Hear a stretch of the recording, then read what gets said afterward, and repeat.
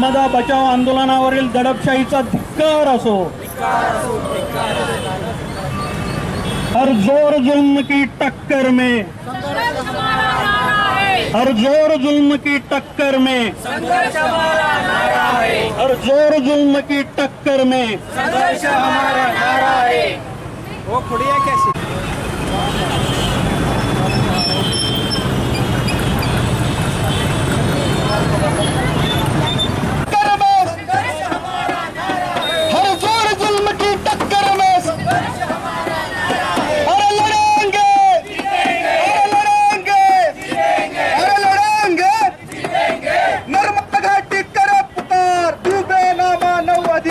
नर्मदा घाटी करे पुकार,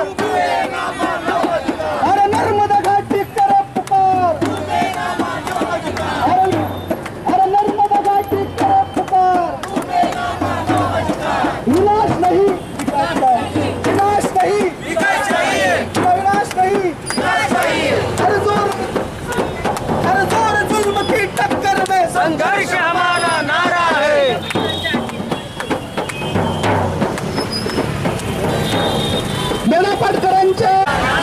हर जोर जुल्म की टक्कर में लड़ेंगे लड़ेंगे लड़ेंगे।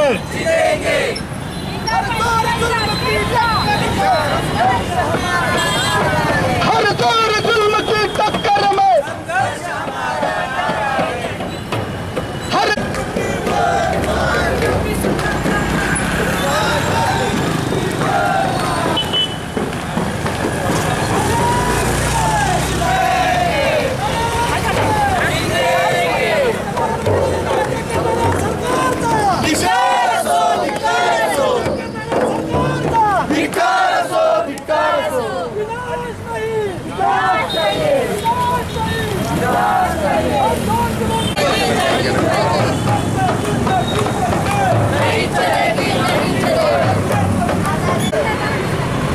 नर्मदा बचाव आंदोलन गेली 32 वर्ष अतिशय शांततेच्या मार्गानं, अहिंसक मार्गानं आपला लढा देत आहे।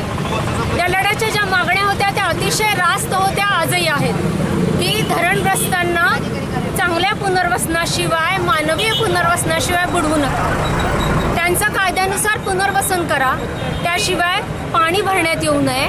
आणि पुढची महत्त्वाची मागणी अशी आहे की जेव्हा तुम्ही धरण मानताय त्यावेळी पुनर्वसन योग्य रीतीनं करणं हे तुमचं कर्तव्य आहे। या मागण्यांसाठी अतिशय शांतता मार्गानं गेली 14 वर्ष जेव्हा आमरण उपोषण करत आहेत स्वतः मेधा पाटकर आणि त्यांच्यासोबत 11 जण उपोषण करत असताना त्यांच्यावरती लाठीचार्ज करणं, त्यांना कैद सदृश इस्पितळामध्ये ठेवणं आणि त्यानंतर धारला आपल्या धरणग्रस्तांच्या भेटीला जात असताना वेगवेगळी कलमं लावून त्यांना अटक करणं, या गोष्टींचा आम्ही अनेक धरणग्रस्त, वांग मराठवाडी धरणग्रस्त असतील, तारळी असतील, अनेक धरणग्रस्त लोक इथं आलेले आहेत, ते आणि सातारचे सामाजिक कार्यकर्ते तीव्र निषेध करत आहोत। त्यांचे अटक करणं आणि त्यानंतर एक भूमिका आम्ही घेत आहोत की अटकेनंतर विनाशर्त त्यांची सुटका करणं ही आमची मागणी राहील। त्याच्यापुढे इतर आमचे कार्यकर्ते बोलू।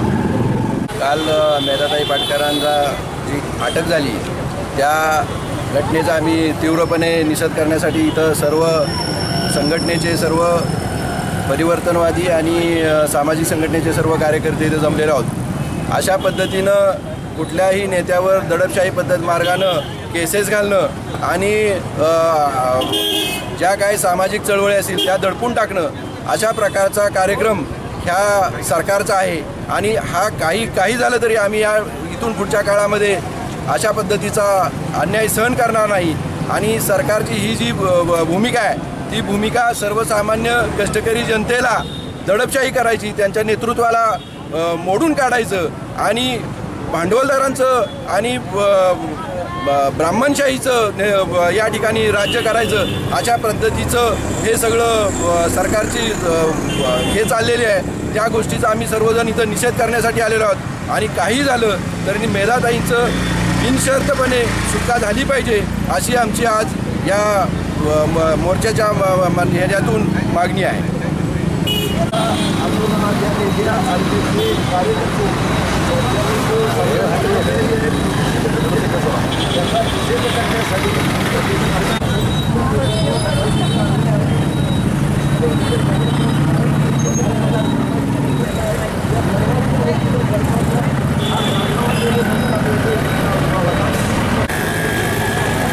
या ठिकाणी जे सातारा जिल्ह्यातील सर्व धरणग्रस्त मिळून आणि काही सामाजिक संघटना सातारामधल्या सगळ्या संघटनेच्या वतीनं मेधा पाटकर यांचं जे पुनर्वसनाचा गेले 32 वर्षापासून जो नर्मदा खोऱ्यात लढा सुरू आहे, तो लढा न्याय व्यवस्थेला धरून आहे, मानवी हक्काला लोकशाहीला धरून आहे. तरीसुद्धा मध्य प्रदेश सरकार आणि केंद्र सरकारनं मिळून जो काय मेधा पाटकर यांना किंवा तेथील धरणग्रस्तांचा जो अन्याय चालू आहे, न्यायालयाचा सर्वोच्च न्यायालयाचा निकाल असताना सुद्धा जी काही दडपशाहीची भूमिका घेऊन हिटलरशाहीची भूमिका जे मध्य प्रदेश सरकारने घेतलेलं आहे आणि त्यातून मेधा पाटकरांना अटक केलेली आहे व जेथील धरणग्रस्तांच्यावर जो अन्याय चाललेला आहे त्या सगळ्यांचा निषेध करण्यासाठी आम्ही आज या ठिकाणी सातारा जिल्ह्यातील सर्व वाघ मराठवाडी धरणग्रस्त उरमोडी तारळी आणि सातारातील काही सामाजिक संघटनेने पुढाकार घेऊन आज सातारा जिल्हाधिकाऱ्यांना आम्ही निवेदन देत आहे की मेधाताई यांच्यावर झालेला अन्याय व त्यांची ज्यांना जी झालेली अटक आहे ती बिनशर्त कुठल्याही अटी न घालता त्यांना सुटका करून धरणग्रस्तांच्या होणारा अन्याय दूर करावा, या सगळ्यासाठी आम्ही एकत्र आज आलेलो आहोत.